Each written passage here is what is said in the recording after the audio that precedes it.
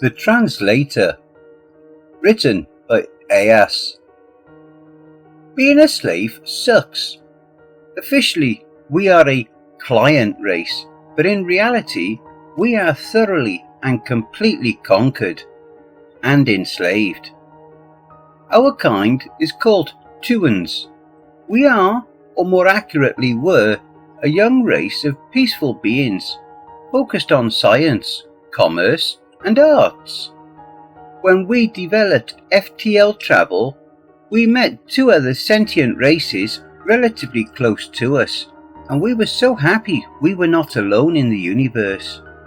Our technology was a little bit more advanced, so we were the ones that developed the translators.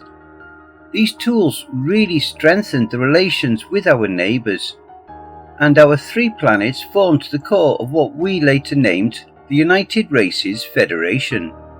As our FTL capabilities became more and more advanced, we explored further and further. We met some other races, and we were always happy to include them into our federation. Commerce flourished, science advanced, and peace endured.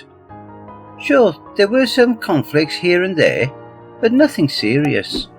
All disputes were solved diplomatically by the Federation Council. After all, the universe in its infinity was big enough for everyone. And then we were discovered by the Slaneth Empire, a race of hunters, conquerors, and meat-eaters. They did not have an economy-based commerce or science or production. No, they conquered anyone they met and then extracted tribute. We tried diplomacy, but our requests for peace were scorned. We tried to defend, but our military was totally unprepared for the brutality of the Slaneth. In less than a year, all 12 races of the Federation had been forced to unconditionally surrender. Now, our planet's most precious resources are sent steadily towards our masters. They took and adapted all useful technology. All of our factories are now producing goods that will end up in their grabby paws. Thousands of people just disappear every year, and there were suspicions that the Slaneth were kidnapping them, ship them back to their worlds, and butcher them. Our most brilliant minds end up working for the Slaneth in what is basically slavery. And this is how we come to my part in this story. I am a diplomat and a translator on the Talon, Slaneth flagship of the Imperial Third Army. I put diplomat between quotation marks because there is no actual diplomacy involved when it comes to the Slaneth. My job is to calibrate the translator for each new race they find, so they can transmit their threats and their requests for unconditional surrender. Then I just shrink away in a corner of the bridge and watch the massacre that follows. I am needed again at the end to make sure the translator properly transmits all the Slaneth instructions and demands to the newly conquered species. I am also required to do a lot of reports on the new species, mainly of their resources, capabilities, observable advanced technology that the Slaneth can steal, adapt, and use. This is the part of my job that I hate the most. All Slaneth flagships use a Tuan, one of my people, as translators, simply because the devices are Tuan made and we can calibrate them, maintain and repair them. Because we do this for the Slaneth, all the other races hate us. But we don't do this by choice. The Slaneth are expert slavers. They know exactly how to break anyone into submission. We either do what we are told, or a single command is sent back to our planet and our families disappear. And we all suspect that means they are eaten. Since the conquering of our Federation, I have witnessed the Slaneth conquering 6 more new races. Each time it was more or less the same. The Slaneth discover a race, they scout until they know how much the race has expanded, they bring the overwhelming forces, they conquer, and then they bleed dry their newest victim. My secret hope was that someday the Slaneth will meet someone tougher than them. Someone that would defeat them and allow all of us to rebel, to break free. But in almost 20 years of slavery, my hopes have shriveled away to a little more than nothing. That is until the fleet I was stationed on received orders to head with all speed to some faraway coordinates to help the Imperial First Army with the conquering of a new species, the Terrans. At first I thought nothing of it, but then it dawned on me. We were required to help, meaning that the Imperial First Army couldn't conquer this species by itself. This was a very big deal. No other conquest I was aware of have ever needed more than one Imperial army.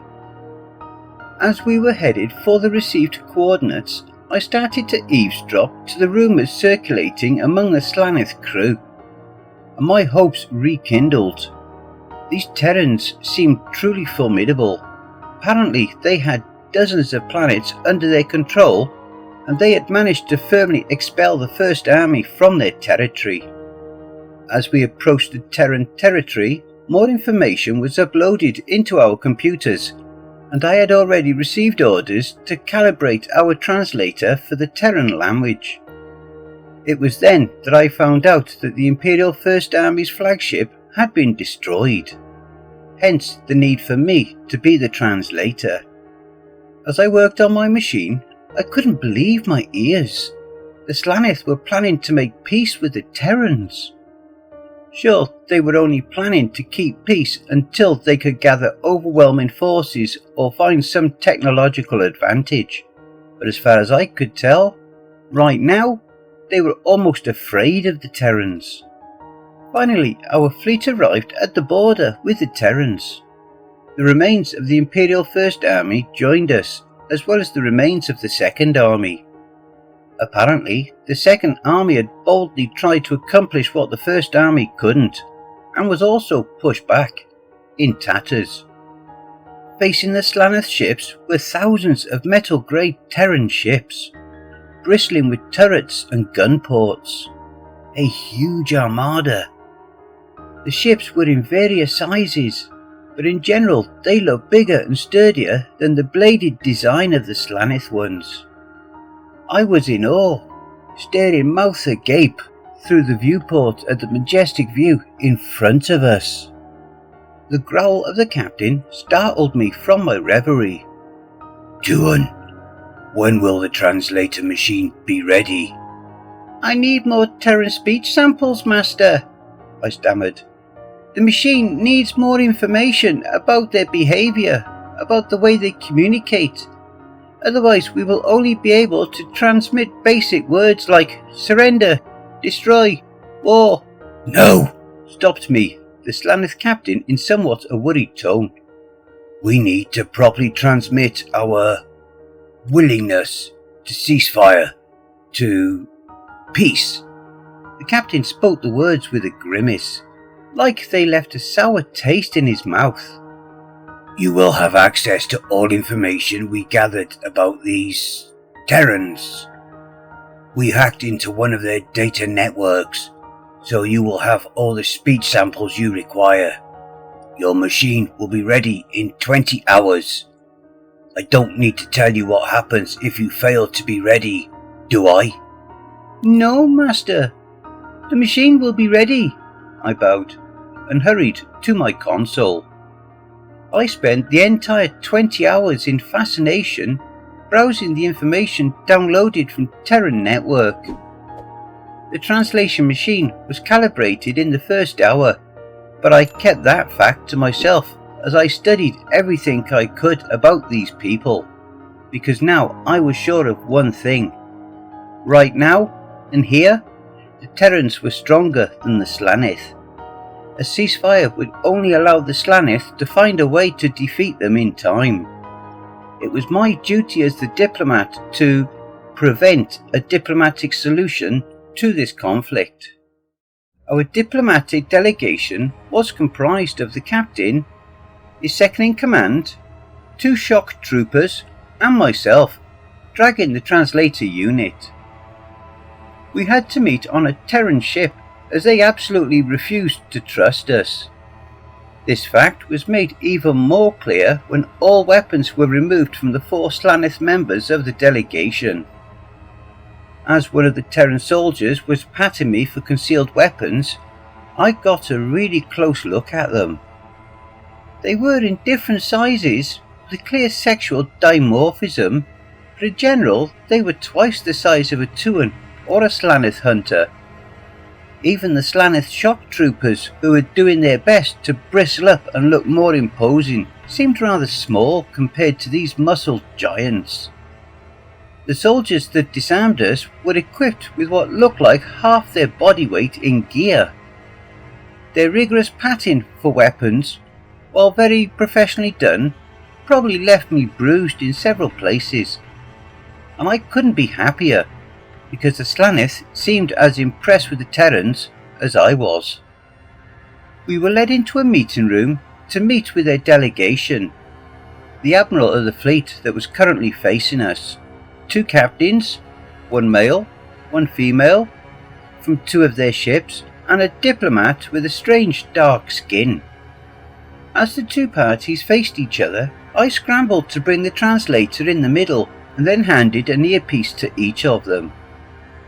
When it was all set, the Terran diplomat broke the silence.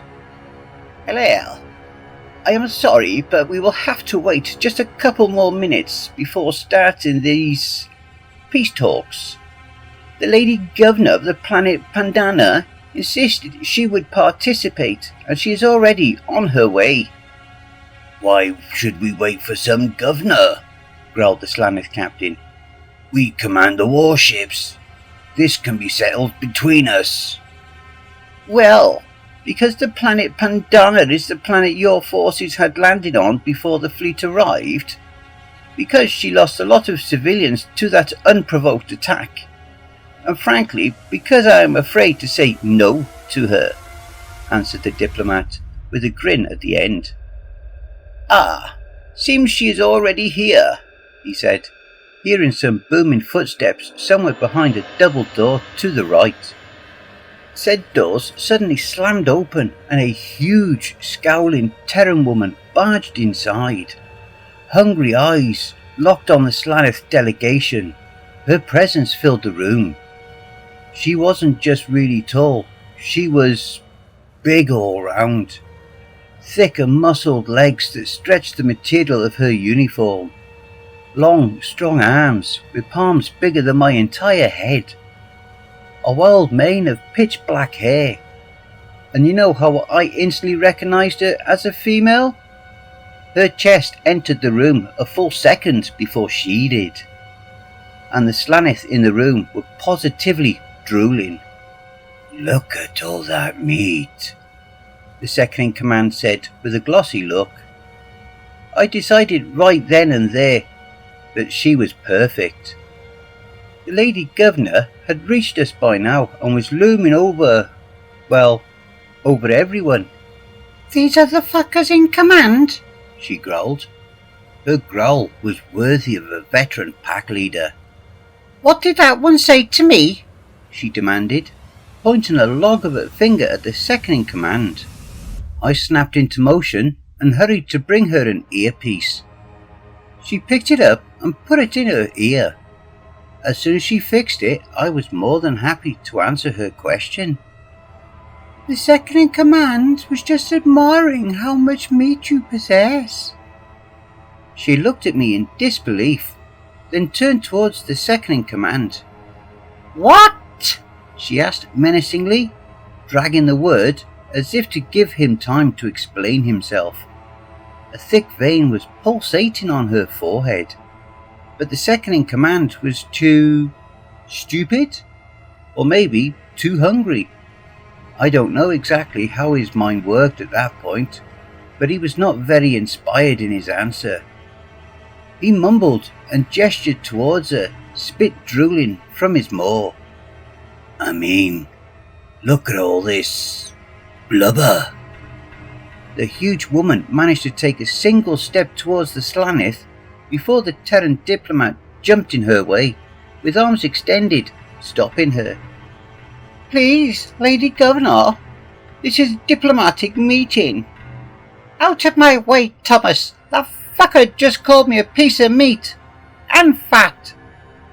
When the diplomat was trying to placate the Lady Governor, I leaned towards the drooling second-in-command and whispered in his ear.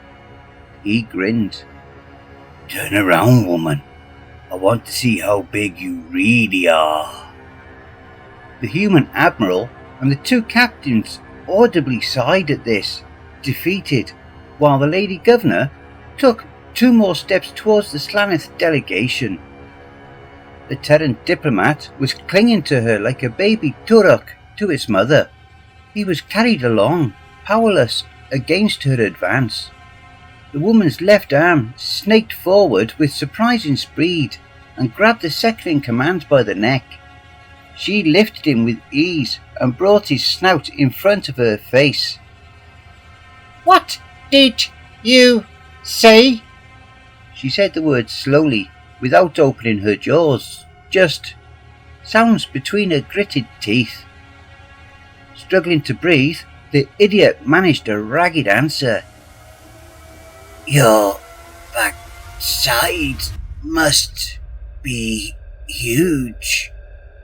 Hearing this, the Terran diplomat carefully let go of his grip and scuttled back towards the Admiral and the captains. The Lady Governor extended her left arm a bit, with the Slaneth still dangling in her grip at the end of it, and slowly lifted her other arm up in the air, and then there was a loud sound, like when you drop something flat and really heavy on an empty room floor. She slapped him. She slapped him so hard it knocked him unconscious. One of the most dangerous predators I have ever seen, scourge of my galaxy, was knocked out cold with one single slap. She opened her left palm and let him fall on the floor like a bundle of rags. His jaw was hanging, but not exactly anatomically correct. The entire Slaneth party started to growl menacingly and to bristle up. The Terran woman gave zero indications of giving a shit, and was facing the remaining 3 Slaneth with an impressive scowl and fists planted on her hips. I hurried next to the captain and started to frantically whisper, "Master, if you want peace, you need to defuse the situation. Tell her firmly to calm down and assert dominance by calling us something demeaning, like a female canine." The captain straightened himself, bravely stepped between his pack and the woman, and growled at her. "Calm down, bitch."